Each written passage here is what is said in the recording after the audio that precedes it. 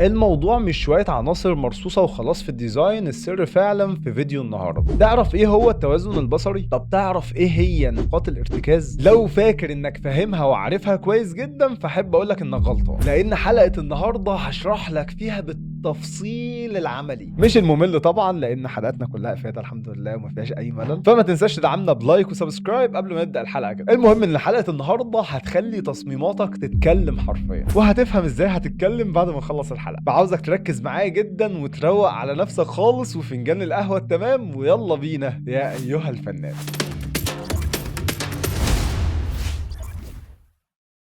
السلام عليكم ورحمة الله وبركاته، ازيكم عاملين ايه؟ يا رب تكونوا بخير. اهلا وسهلا بكم في حلقة جديدة من البلاي ليست الاعظم على اليوتيوب الخاصة بمصممين الجرافيك خطوات التصميم، واللي هنحل فيها مشكلة من اكبر المشاكل اللي بتقابل المصممين ومش بيقدروا يظبطوها صح. فلو لسه جديد معانا واول مرة تشوفني ما تنساش تنزل تعمل سبسكرايب وتفعل زر الجرس، ولو انت اصلا اوريدي فرد من افراد العيلة فما تنساش تنزل تعمل لايك وكومنت وتشجعني فيهم عشان نكمل في السلسلة العظمة ديت. ويلا بينا يا فنانين.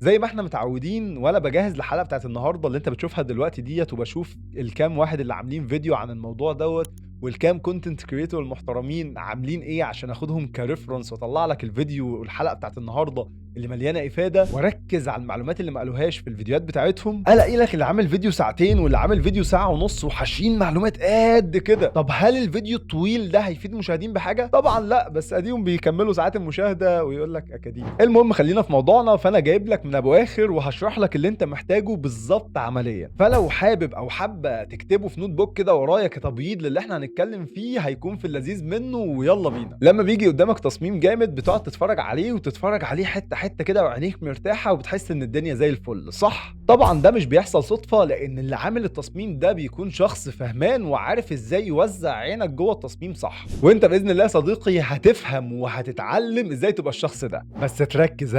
تركز. واول حاجه هنبدا بيها وهي نقاط الارتكاز او ما يطلق عليها بالفوكال بوينت. ودي بقى يا صديقي الاماكن اللي اول ما بتبص على صوره عينك بتروح عليها دايركت. بتختلف ازاي بقى؟ بتختلف على حسب ابعاد الصوره اللي انت فاتحها. فلو الصوره مربعه مثلا مش هتكون نفس الاماكن لو الصوره مستطيله. مش عاوزك تقلق خالص، هبسط لك الدنيا بالتفصيل.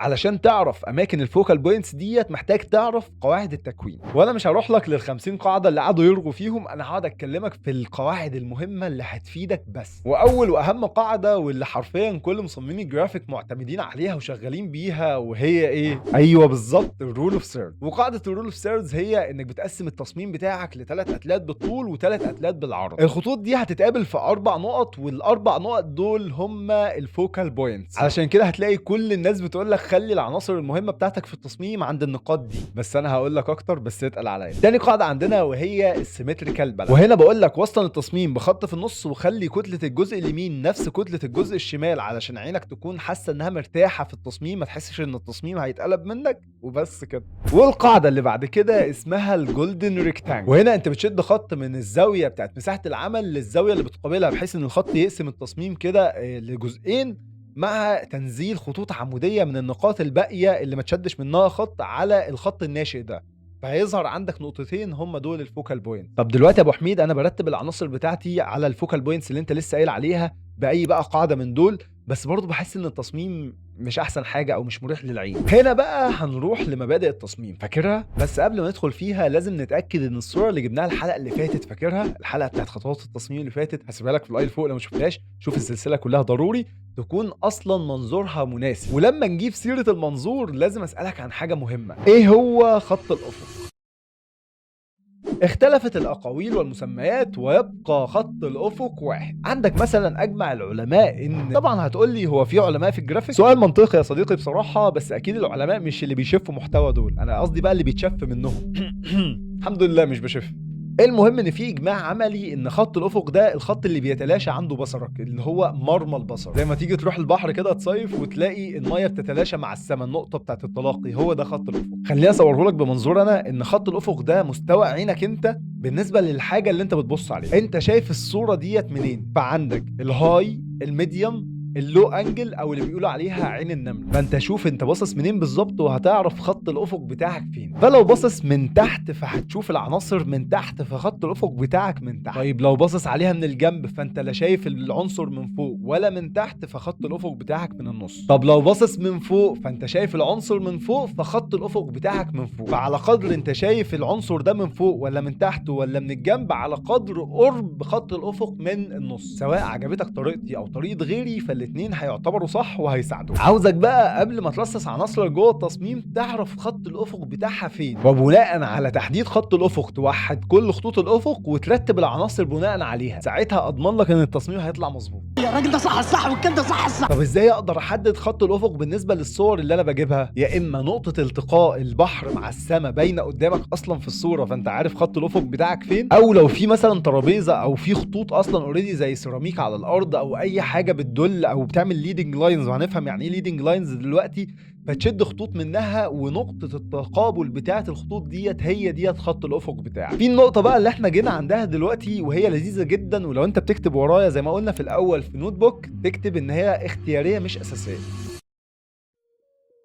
الليدنج لاينز. عارف انت لما تعمل الحركه دي انت شاورت على العنصر، فطبيعي وانا بتفرج عليك هبص على اللي انت بتشاور عليه. هي دي الليدنج لاينز. وانت رايح تختار الصور ممكن تنقي صوره يكون اوريدي فيها ليدنج لاينز جاهزه، او وانت بتشتغل على التصميم بتاعك تعمل انت الليدنج لاينز بنفسك وتحط المنتج بتاعك في الحته اللي بيتشاور عليها، وساعتها تصميمك هيفايرل معاك على لينكد ان واسمع. وممكن فكره تانية برضو للليدنج لاينز ان انت تجيب حد باصص على المنتج او العنصر المهم اللي انت عايز الناس تبص عليه مثلا، ساعتها انت وظفت عينه انها تعمل ليدنج للمنتج او للعنصر اللي انت عايز الناس تبص عليه على طول، فانت حققت نفس القصه برضه. كمان عندنا حاجه اسمها الفريمنج، وهي انك بتحدد الحاجه او بتبروزها من خلال العناصر اللي موجوده في التصميم او حتى من خلال برواز. فهي بتشتغل بنفس طريقه الليدنج لاينز اللي لسه قايلين عليها، بس هنا انت مش بتشاور على الحاجه، انت بتحدد الحاجه نفسها. نيجي بقى اخيرا لمبادئ التصميم. هل تعلم عزيزي الديزاينر ان مشوار ال 100,000 سبسكرايبر بيبدا بسبسكرايبر واحد؟ ايه الكلام؟ انزل اعمل سبسكرايب وفعل زر الجرس وخلينا نكمل. رصصنا العناصر خلاص، ظبطنا الفوكال بوينتس وعملنا الليدنج لاينز على المنتج مثلا على سبيل المثال. محتاجين ان احنا نرتب عين الشخص اللي بيتفرج على التصميم بتاعنا ان هو يبص على ايه ثم ايه. بس سؤال وعاوزك توقف الفيديو لمده بس ثواني تجاوب عليه وتشوف الاجابه صح ولا غلط. ايه اللي من مبادئ التصميم اللي بيحقق اللي احنا بنتكلم عنه دلوقتي؟ نيجي للكونتراست او التباين، واللي احنا متفقين ان هو ممكن يتحقق من خلال الحجم او اللون او الشكل او الشفافيه. هنبدا نخلي اول حاجه عاوزين عين المشاهد تروح عليها اللي بيتفرج على التصميم بتاعنا زي اوفر مثلا على سبيل المثال تكون مميزه كده وعليها كونتراست، من خلال بقى مثلا ان يكون لونها مختلف عن بقيه التصميم او يكون حجمها كبير. فممكن تكون نفس الحجم بس لون مختلف، او مثلا ان احنا نصغر حجمها شويه عن العنصر الاهم. بالمناسبه عاوز اقول لك ان كل اللي بكلمك فيه ديت حلول، ولما تيجي تدرك الدنيا هتلاقي نفسك بتتلاعب بيها. طب احنا كده رتبنا العنصر الاول فالاقل اهميه. طب عندنا مثلا لوجو او عندنا داتا، تبدا بقى تصغرهم خالص بحيث ان يكون الاكبر فيهم هو اللي عين المشاهد هتروح الاول مثلا، او ان مثلا الاوضح فيهم هو اللي هيتشاف قبل التاني. وبكده احنا بدانا نرتب عين المشاهد على التصميم بتاعنا. طب ما هو برضو مع الليله اللي احنا عملناها ديت انا عيني مش مرتاحه في التصميم. ايوه يا صديقي طبيعي جدا، لان مع الليله اللي احنا عملناها دي فعلا احنا لسه ما وزناش التصميم. الله صحيح الكيلو بكام؟ اسعاركم غاليه خلي بالك. انت مال امك، مال امك انت. هو مش التوازن او البالانس من مبادئ التصميم؟ عاوزك تتقمص دور الحداد او النجار وتلمح. هتقسم التصميم من النص زي ما عملنا في السيمتريكال بالانس وتشوف اهني اتقل اليمين ولا الشمال، وكذلك برضو من النص بالعرض وتشوف اهني اتقل اللي فوق ولا اللي تحت. مجرد ما هتظبط الدنيا ديت احب اطمنك ان اتبقى تفاصيل صغيره جدا والتصميم هيطلع جامد. والتفاصيل ديت احب اقول لك انها هتكون في الحلقه الجايه من السلسله ديت، فلو لسه عامل سبسكرايب انزل اعمل سبسكرايب وفعل زر الجرس. عاوزين نوصل ل 100,000 قريب. وندخل على فقرة الاسك. وسؤال النهارده بيقول لك هل لازم التزم بالفوكال بوينتس عشان خاطر اخلي العنصر يكون ظاهر الاول؟ جاوبني باه او لا تحت في الكومنتس، وتبقى جامد لو قلت لي السبب او تقول لي مثلا تفاصيل اكتر عن الموضوع. اجمد واحد هثبت له الكومنت باذن الله. ويلا بينا على الجزء العملي. زي ما احنا متفقين في الحلقه اللي فاتت من استشاره التصميمات اللي لسه نازله ديت، كنا قايلين فيها في فكره اختيار الستوكس نفسها. لما تيجي تسيرش على ستوك معين تجيب المنظور بتاعه مناسب للحاجة الرئيسية بتاعتك اللي أنت already هتبني عليها التصميم. فأنا هنا مثلًا مش هاكون محكوم أوي، لإن إحنا بس داخلين مجرد نطبّق على الكلام اللي إحنا لسه متكلمين عنه، ليس إلا. فيعني الأساس بتاعك لمّا تيجي تختار الstock على أهم عنصر عندك، فأنت لو عندك مثلًا صورة منتج معيّن فهو متصور side view والّا top view والّا down view أو عين النملة، هو متصور إزاي، بناءً على ده هتختار الbackground نفسها، بناءً على ده هتختار أي elements في أي مكان في التصميم، وده هنحاول برضه إيه، يعني نتطرق له شوية دلوقتي في الجزء العملي. فأنا مثلًا هابدأ search. وبالمناسبة لو ما شُفتش حلقة الsearch أو حلقة البحث عن الصور، ضروري جدًا، ضروري تروح تشوف الplaylist كلّها. يعني الplaylist أصلًا مش كتير، تقريبًا 4 فيديوهات واتبقى فيها 3 فيديوهات أو حاجة زي كده، حرفيًا مفيدة درجة وlevel الوحش، بجد ضروري لازم تشوف الplaylist كاملة. فبشكل سريع هندخل مثلًا على ياندكس، عندك Freepik، عندك أي موقع من المواقع اللي أنت بتحب تsearch عليها، روح شوف المواقع اللي أنت عايز تsearch عليها وsearch براحتك يا صديقي. فأنا مثلًا هاكتب هنا مثلًا box. خلّينا نشوفوا مثلًا إيه الصناديق اللي ممكن تطلع. في حاجات كويسة أكيد، بس خلّينا نخلّي الsize بتاعنا large. وخلّينا يعني مثلًا نختار ده مثلًا على سبيل المثال. فالstock ده عجبني، هندخل هنا هالاقي في quality كويسة ليه، هاضغط عليها وأعمل لها save as وأنزّلها عندي في الكمبيوتر. اختصارًا للوقت أنا جهّزت الكام صورة دول، خلّينا نشوفوا إزاي ممكن ندمجهم عندنا في التصميم. فأنا هابدأ أسحب الصورة الأولانية معانا على برنامج الفوتوشوب معايا، وبعد كده هابدأ أسحب الbox. طيب برضه هنجيب الbox مثلًا هننزّله على project جديد. وليه بانزّله على project جديد؟ لإن أنا مجرّد ما هاسحبه وانزّله في مساحة العمل بتاعتي، هو بينزل بحدود مساحة العمل، فمش هيكون أحسن حاجة، خاصةً لمّا تيجي تقصّها القص مش هيكون أحسن حاجة، هتلاقي في مشاكل كتير. فأنا باجي هنا مثلًا خلّينا نعمل remove background على طول، أخلّص القص بتاعي وأعمل convert to smart object. وخلّينا نمسح ديّة ناخد منها الshadow بتاعها مثلًا بالmultiply ونربطهم ببعض ونسحبهم عندنا على الصورة بتاعتنا. فمجرد ما هتنزل في الصورة هتبقى بالشكل ده قدامنا. تعالَ نقص مثلًا الحتة اللي تحت ديّة البيضا ما لهاش لازمة هنا عندنا دلوقتي. وعندي دلوقتي الصندوق اللي قدامي ده عايز أحطه في التصميم. طبعًا أنت لمّا تيجي تشتغل بتبدأ تدوّر اللي هو ماشي أنا هاحطه هنا واكتب الtext هنا، يالّا كل سنة وأنت طيب أنا خلصت التصميم. لأ طبعًا هو مش الموضوع مش بيكون ماشي كده، أصلًا مجرد ما تيجي تبُص على الشكل كده هتحس إن في حاجة غلط. بُص كده. أنا مش عارف، في حاجة مش مُريحة للعين، الصندوق ده مش في مكانه الصح. طيب إزاي بقى أبدأ أضبّط الصندوق ده في مكانه الصح؟ هنبدأ بقى نحدد خط الأفق زي ما إحنا متفقين. طيب خلّينا نخفي الصندوق، خط الأفق بتاع الbackground اللي هنا ديّة فين مكانه؟ طيب بناءً على إن أنا شايف السطح ده كلّه، معنى كده إن أنا مستوى نظري أعلى من مستوى السطح نفسه، فأنا فوق السطح. طيب هل أنا شايف السور هنا؟ آه، يبقى أنا فوق السور كمان. هل أنا شايف اللي ورا؟ آه، هو تقريبًا هيبقى هنا. طيب إيه اللي هيجيب لي من الآخر بقى ويقول لي لأ ده في المكان الفلاني؟ الخطوط اللي موجودة في الأرض دي، الخطوط دي مجرد ما هامدّها هتتقابل في نقطة واحدة، النقطة اللي هتبقى متقابلة فيها في النقطة اللي هنا ديّة، هي ديّة خط الأفق بتاعي. طيب تعالَ نطبّق عليها عملي إزاي. تعالَ نسحب تعالَ نرسم shape كده أهوّة، تمام. نبدأ نعمل له curve بالشكل اللي قدّامي ده. خلّينا نقول مثلًا إن أنا هاثبّت من هنا وهاعمل اللفة ديّة، تمام أهوّة. آدي الخط الأولاني.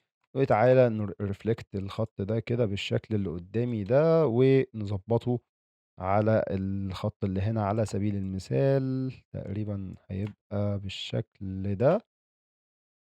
أهوّة، تمام، اتقابلوا في نقطة واحدة، هو ده خط الأفق بتاعي، هو ده اللي أنا هاعتمد عليه في التصميم بتاعي.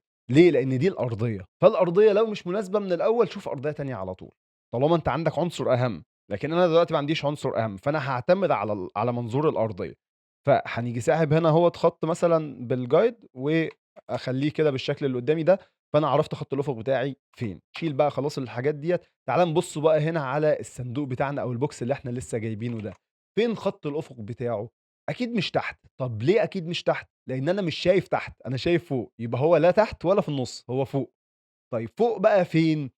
هو بشكل كده مبدئي وبسم الله الرحمن الرحيم من غير ما أشوف أصلًا لسه ولا أشد خطوط ولا أعمل أي حاجة، هو فوق بنسبة كبيرة شوية في الحتة دي. ليه؟ لإن أنا شايف مساحة كبيرة نوعًا ما من الصندوق. يعني أنا مش شايف مثلًا إيه الجنب بتاعه من فوق شوية، لأ ده أنا شايف جزء كبير من جوّه الصندوق كمان. طيب هاحدده بناءً على إيه؟ هاشِد بنفس طريقة الخطوط اللي إحنا لسه شادينها من شوية ديّة، تعالَ نعمل له خط كمان أهوّة، بس من على الصندوق نفسه. إزاي بقى؟ تعالَ هنيجي ماسكين الخط اللي إحنا رسمناه دلوقتي كده بالمنظر اللي قدّامنا ده، هنثبّته هنا مثلًا بالanchor point بتاعته، وهنبدأ نضغط كده أهوّة، أوكي. الخط التاني هيكون منين؟ من على الحافة التانية. تعالَ نشِد كده من هنا ونبدأ نصغّر. تعالَ نثبّت برضه الkey frame أو الanchor point sorry، من هنا اتقابلوا في نقطة واحدة وهي ديّة نقطة خط الأفق. طيب أنا عايز أثبّت النقطة دي عشان ما نتعبش نَفْسي، هنشِد لها خط مخصوص علشان نكون عارف فين بالضبط الخط ده. هيبقى هنا أوكي، امسح بقى الخطين التانيين مش عاوزهم في أي حاجة، وهات دول كده كلّهم. هاعمل إيه بقى يا أبو حميد؟ إيه الحل دلوقتي؟ هنعمل إيه؟ هنبدأ نشِد بقى الكلام ده كلّه، نخلّي الخطين فوق بعض، خطين الأفق فوق بعض. تعالَ نبُص كده، مجرّد ما هاخلّص الخطوة ديّة كده، أنا متأكد هتلاقي الصندوق مُريح للعين وكإنه قاعد على الأرض بالضبط. ليه؟ لإن إحنا ضبّطنا المنظور بتاعنا بشكل مضبوط، فلمّا نيجي نبدأ بقى نبني التصميم هو already الدنيا مضبوطة، كإنها متصوّرة بالضبط. طيب في مشاكل بقى في الإضاءة والكلام ده لسه هنشوفه بقى مع بعض في الحلقات اللي جاية أو في الحلقة اللي جاية يعتبر. فهنيجي هنا خلاص، أنا ضبّطت، بس أنا عايز أصغّر الصندوق. طب ما أنا لو صغّرت الصندوق الخط مكانه هيتغيّر. إيه الحل بقى؟ إن أنا باجي ماسك الصندوق نفسه control T وأروح أحط anchor point اللي هي مركز الثقل بتاعة الصندوق على خط الأفق نفسه، اللي هو إحنا لسه مطلّعينه دلوقتي واللي ثبّتناه. وبعدين هاضغط Alt علشان أثبّت الanchor point أروح ناحية المركز نفسه. هيصغّر ويكبّر بنفس المنظور بالضبط، مش هيبوظ معاك خالص. فنيجي نكبّر، نصغّر، هتلاقيه ماشي معاك بنفس الدرجة. طب أنا عايز أدخل يمين وشمال، لأ براحتك، لإن كده إحنا ماشيين أفقي بشكل مضبوط، أو ماشيين مع خط الأفق بشكل مضبوط. اتعامل بقى يمين، شمال، فوق، تحت. فوق، تحت لازم إيه، تثبّت الanchor point وتصغّر وتكبّر براحتك من خلال الAlt، لكن يمين وشمال براحتك. طيب أنا هاحط بقى الصندوق ده فين؟ تعالَ مثلًا نضغط خلاص إن أنا هاحطه هنا، وتعالَ نعمل الrule of thirds على سبيل المثال. طيب الrule of thirds عشان تتضبّط إحنا بنعمل الحركة دي. طيب الأرقام الثابتة إيه والأرقام اللي بتتغيّر إيه يا أبو حميد؟ أنت متّفق معايا إن أنت هتفهّمنا الدنيا كلّها. الأرقام الثابتة إن أنت الcolumns 3، الrows 3، بقيتهم أصفار، دول ثابتين. ليه؟ لإن هو هيعمل لك ال3 خطوط القاعدة بتاعتنا الثابتة، لكن الmargin دي الحواف اللي في الآخر. طب الحواف ليه صغيّرة رغم إن إحنا بنحطه 50 على طول؟ لإن already مقاس الصورة ديّة كبير. مقاس الصورة دي 7952 في 4828، رقم ضخم. فالأرقام اللي إحنا كاتبين 50 يعني رقم صغيّر جدًا بالنسبة لها، لكن مقاساتنا إحنا اللي هي 1080 في 1350 أو 1080 في 1080 أو 1200 في 1200 بينطبق معاها ال50 ديّة عادي، أو ال45 زي ما إحنا متفقين، أو الأرقام اللي إحنا متفقين عليها. ف مثلًا عادي مش عايز الmargin في حاجة، أنا بس عايز مجرد إن أنا أشوف النقاط التركيز أو الfocal points بتاعتي. فالfocal points عندي هنا، وعندي هنا، وعندي هنا، وعندي هنا. نقدر بقى نبدأ نطلّع من الbox ده عناصر وelements متناسبة مع المنظور زي ما إحنا متفقين. وخلاص أنا ما ينفعش، لازم المنظور بتاعي يكون متناسب مع خط الأفق اللي أنا طلّعته، تمام. ينفع إن أنا أطنّشه؟ لأ، ما ينفعش إن أنا أطنّشه. وفي نفس الوقت هابدأ يعني عشان برضه خط الأفق اتمسح، بس أنا إيه الshape الحمد لله لسه موجود، فخط الأفق بتاعي هنا. فأي عنصر هاجيبه مثلًا فوق هنا لازم يكون المنظور بتاعه منين؟ من تحت، من إن أنا أبقى شايف السطح بتاعه من تحت، ويكون متناسب مع الخط الأفق اللي أنا جايبه أو اللي أنا حاطّه، بحيث إن هو يكون ضابط الأداء بقى عندي، تمام. خلّينا بقى هنا أعتمد على قاعدة تانية اللي هي إيه الsymmetrical balance. خلاص أنا قُلت لك هنا هتحط عناصرك عادي، عايز ترصّص عناصر تانية هنا أقل ثانوية وتبدأ بقى تضبّط التصميم بتاعك على حسب ما أنت عايز. أنا بنتكلم على فكرة الدنيا ماشية إزاي في إيجاد خط الأفق والperspective مع focal points. فأنا هاتعامل مع الإيه، مع الsymmetrical balance فأنا هاوسطن التصميم بتاعي. فأنا هاخد مثلًا الbox أهوّة بنفس المنظور بتاعه المضبوط، تمام. وخلّينا نقص مثلًا نخلّيه الwidth زي الطول 4828. خلاص أوكي، قصيتها، بس طبعًا الrule of thirds بايظة، فهنعمل reset للrule of thirds. فبدأت أضبّط الدنيا بالشكل اللي إحنا شايفينه ده. ده كده إيه، مجرد حاجات كروكي بنطبّق عليها فكرة إن أنت توزّع تصميمك إزاي أو ترتّبه إزاي جوّه التصميم بتاعك، أو ترتّب العناصر إزاي جوّه التصميم بتاعك. فهنا مثلًا طلّع بقى عناصر تغيّرها، لسه هنضبّط الإضاءات مع بعض الحلقة الجاية، لسه هنعمل شوية حاجات الtypography بالمناسبة في حاجة كده مفاجأة جامدة فيها إن شاء الله هتتضبّط معانا قريب جدًا، فلو لسه ما عملتش subscribe انزل اعمل subscribe وفعّل زر الجرس، ولو لسه مش متابعنا وما شُفتش السلسلة كاملة هاتها بقى من الأول خالص أول حلقة كده، عشان بجد هتفهم يعني إيه تعليم على الصح والمضبوط تفهم الدنيا ماشية بقى إزاي واحدة، واحدة، وأتمنى يا رب، يا رب، يا رب تكون استفدت ولو بقدر صغير، ويعني تدعي لي ولو بقدر كبير من الدعا والله العظيم يعني وإياك يا رب إن شاء الله بالخير إن شاء الله، وأنا بصراحة كنت مبسوط جدًا إن أنا كنت معاكم النهارده وأشوفكم على خير الحلقة الجاية